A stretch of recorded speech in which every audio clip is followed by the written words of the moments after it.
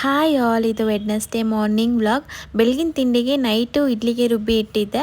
So idli ಮತ್ತು ಗೀ ರೈಸ್ನ ಮಾಡ್ಕೊತಾ ಇದ್ದೀನಿ. ಗೀ ರೈಸ್ಗೆ ಅಂತ ಕಾಯಿ ಹಾಲನ್ನ ತಕ್ಕೊತಾ ಇದ್ದೀನಿ. ಈಗ ಒಂದು ಕುಕ್ಕರ್ಗೆ ಸ್ವಲ್ಪ ತುಪ್ಪ, ಸ್ವಲ್ಪ ಎಣ್ಣೆ, ಪಲಾವ್ಗೆ ಹಾಕೋ ಸ್ಪೈಸಸ್ಸು, ಹಸಿಮೆಣಸಿನ್ಕಾಯಿ, ಶುಂಠಿ ಬೆಳ್ಳುಳ್ಳಿ ಪೇಸ್ಟು, ಪುದೀನ, ಈರುಳ್ಳಿನ ಹಾಕಿ ಸ್ವಲ್ಪ ಫ್ರೈ ಆದಮೇಲೆ ಸ್ವಲ್ಪ ಗೋಡಂಬಿ ಮತ್ತು ಬಟಾಣಿನ ಹಾಕ್ಕೊಂಡು ನೆನೆಸಿಟ್ಟಿರೋ ಅಕ್ಕಿನ ಹಾಕೊಂಡು 1:2 ಅಳತೆಯಲ್ಲಿ ಕಾಯಿ ಹಾಲು ಮತ್ತು ನೀರನ್ನ ಹಾಕ್ಕೊಳ್ಬೇಕು. ನಾನು ಇದೇ ಗ್ಲಾಸಲ್ಲಿ 1.5 ಗ್ಲಾಸಷ್ಟು ಅಕ್ಕಿನ ಹಾಕ್ಕೊಂಡಿದ್ದೀನಿ.